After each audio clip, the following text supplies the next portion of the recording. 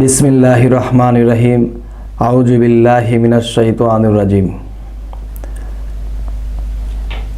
আমি দর্শকদের সামনে কোরআন সম্পর্কে একটা আলোচনা নিয়ে আসলাম।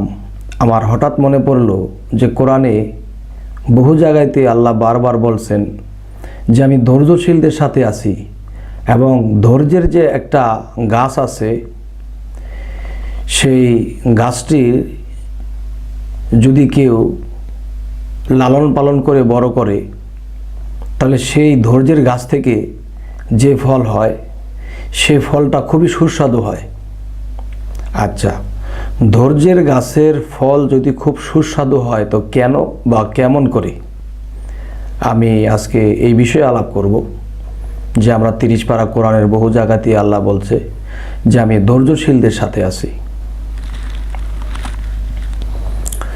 সেটি হলো, একটা মানুষ সামাজিকভাবে মধ্যবিত্ত একটা ফ্যামিলিতে জন্ম নিল, কিন্তু সে না পারে নিচের কোনো কাজ করতে, বা সে না পারে উপরের কোনো পোস্টে কাজ করতে।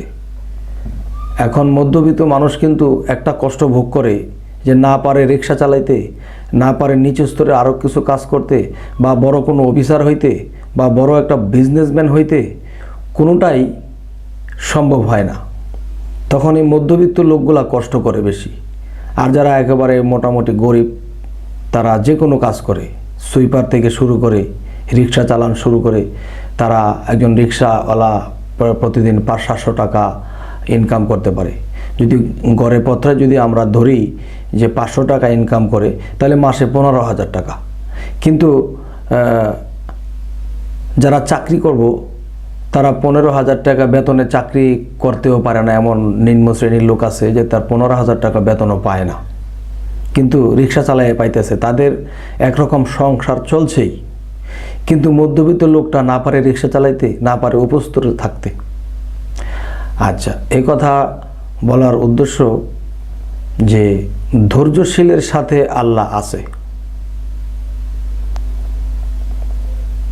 ধৈর্যশীলদের সাথে আছে এই কথাটা বলতে গিয়া দেখা যায় যে সমাজে, ফ্যামিলিতে তিনি অনেক কষ্ট ভোগ করে একজনের কথা শুনতেছে, সামাজিকভাবে একজনের ছোট করে কথা বলতেছে। এরকম করে চলতে চলতে চলতে চলতে একদিন দেখা যায় সে ধৈর্যই ধরল। তো এক সময় দেখা গেছে তার ফ্যামিলির মধ্যে মারামারি হয়ে গেল, সামাজিকভাবে কারো মারামারি হয়ে গেল। সে মারামারির পরেও তিনি ধৈর্য ধারণ করলো। শুধু ধৈর্য আর ধৈর্য, কিছুই করার নাই। তখন এমন এক ব্যক্তি তার দিকে লক্ষ্য করলো যে লোকটা শিক্ষিত, মধ্যবিত্ত ফ্যামিলির লোক, কিন্তু লোকটা ইচ্ছা করলে কাউকে জবাব দিতে পারত, কিন্তু জবাব দিল না। তিনি শুধু ধৈর্যই ধরে। তাহলে তার ধৈর্যের কারণে তাকে আমার পছন্দ হইল যে এই লোকটার যদি এরকম ধৈর্য থাকে, তাহলে তাকে দিয়ে আমার ডিপার্টমেন্টের একটা কাজে লাগানো যাবে। তখন এই লোকটা ধৈর্য ধরতে ধরতে এমন এক পর্যায়ে চলে গেল, সেই লোকটা তার কাছে গিয়ে বলল যে আপনি কি পাশ করেছেন, কোন স্তর পর্যন্ত পড়ালেখা করছেন, তা আমার দরকার নাই। আপনার একটা সার্টিফিকেট আমি পাইছি, সেটা হলো ধৈর্য। আপনি ধৈর্য ধরছেন। আপনি পারলে মানুষকে জবাব দিতে পারতেন, গায়ে হাত তুলতে পারতেন, কিন্তু করেন নাই। আপনি ধৈর্য ধরছেন। এই ধৈর্যটা আমার পছন্দ হয়েছে, এবং আপনি কতটুকু যোগ্যতা আমার তা দরকার নাই। আপনার যে ধৈর্য দেখলাম, এই ধৈর্যটাই আমার সার্টিফিকেট। আমি আপনার কাছ থেকে এই সার্টিফিকেটটা পাইলাম। আপনাকে মাসে 1 লক্ষ টাকা বেতন দিয়ে আমি রাখবো। তখন এই লোকটা 1 লক্ষ টাকা বেতনে চাকরি পেয়ে গেল ধৈর্যের সার্টিফিকেট দিয়া। এই একটা বিষয়। আরেকটা বিষয় হলো যে মানুষের একটা বিপদ আসতেছে, দেখতেছে এই বিপদটা আসতেছে, এই বিপদটা আসলে যে একটা দুর্ঘটনা হয়ে যাবে, একটা ক্ষয়ক্ষতি হয়ে যাব। আর আমি বলবো, কিছু পাইতে হলে কিছু হারাইতে হয়। যেমন একজনের একটা কাজ হওয়ার কথা, কাজটা হইতেছে না, এমুক জায়গায় তা সে আটকা আছে, এমুক জায়গায়তে ঋণ আছে, এমুক জায়গায়তে এই সমস্যায় আছে। তখন কি হইল, যে তারপরে দেখতেছে যে এমন বিপদ তার উপরে আসতেছে, সে মনে হয় বাড়িতে থাকতে পারবো না, এই দেশেও থাকতে পারবো না, এমন একটা পর্যায়ে চলে গেল।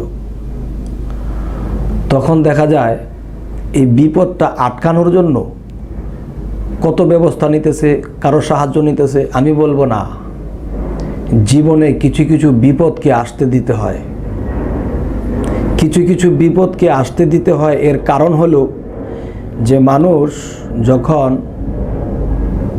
সেই বিপদটাকে আটকায়ে দেয়, হয়তো কারো সাহায্য নিল বা যে কোনোভাবে বিপদটা আটকায়ে দিল, তখন সে যেমন ছিল তেমনই আছে। আবার এমন কেউ আছে, যা হয় হোক, বিপদ আসতেছে, আসলে আর কি করার, ধৈর্য ধরবো, আসুক। তখন এই বিপদটা তার উপর দিয়ে চলে গেল, তার কিছু হালকা পাতলা ক্ষয়ক্ষতি হয়ে গেল। ক্ষয়ক্ষতি যখন হয়ে গেল, তখন তার দুইটা রাস্তা খুলল।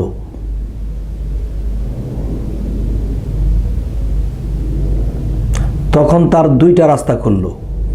একটা রাস্তা বাইর হইল ব্যবসা বাণিজ্যের, বা আরেকটা রাস্তা বার হইল যে সে কখনো কাউকে উপকার করেছিল এবং সেই উপকারটি যখন পাইছিল, সেই লোকটি দেখছে তার উপর দিয়ে এমন একটা বিপদ গেছে, তার পাশে দাঁড়াইবার কেউ নাই।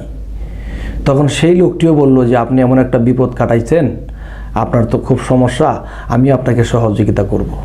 তাহলে এই লোকটা যে আগায় আসলো, কেন আগায় আসলো? যে একটা সময় আপনি তার উপকার করেছিলেন, যখন আপনাকে বিপদগ্রস্ত অবস্থায় দেখলো, তখন এই লোকটা আগায় আসলো, তাকে পুঁজি দিল, তাকে একটা জায়গায় নিয়ে দাঁড় করাইলো। কারণ কি? যে এই পরিস্থিতি যদি আপনার না হইতো, এই বিপদটা আপনি না কাটাই দেন, তাহলে একজন আপনার পাশে দাঁড়াইতো না। বিপদ নাই, আসে নাই, এখন বিপদ হয়েছে, আসছে। এখন দুইটা রাস্তা আপনার খুলছে। আগে একটা রাস্তাও খোলা ছিল না, কষ্টে জীবনযাপন করছেন, এখন আরেকটা রাস্তা খুলছে। তাই বলি, আল্লাহ যা কিছু করে তা ভালোর জন্য করে। এই কথাটা আমরা কেউ বুঝে বলি, কেউ না বুঝেও বলি। তা আমি বলবো যে সত্য, আল্লাহ যা করে তা ভালোর জন্য করে। জীবনে কিছু কিছু বিপদকে আসতে দিতে হয়।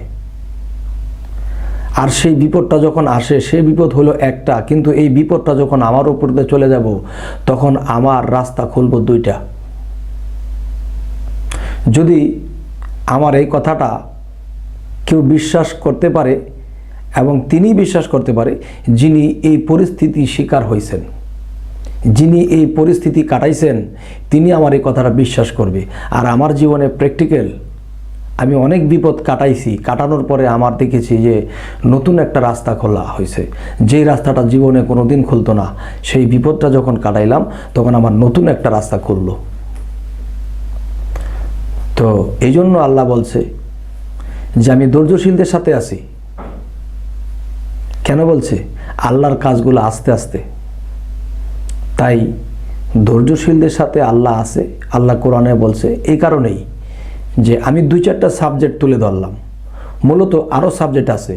একটা কথা আছে যে সকল সাবজেক্ট কি আমার কি বলা সম্ভব না, যে আমি যদি 2-4টা সাবজেক্ট তুলে ধরে থাকি, তাহলে এই 2-4টা দিয়ে আরও 100টা আপনারা বুঝে নেবেন ইনশাল্লাহ। আমার দেখা গেছে কোরআন সম্পর্কে এই কথাগুলো বলতে আমার ইচ্ছা করলো, যে অনেক মানুষ এই কোরআনের কথাটা বোঝে না, আর অনেক মানুষে ধৈর্য ধারণ করে না, যার ফলে তারা যেমনটা এমনই থাকে। তাই আজকে এই কথাগুলো এই পর্যন্তই রাখলাম। আল্লাহ হাফেজ।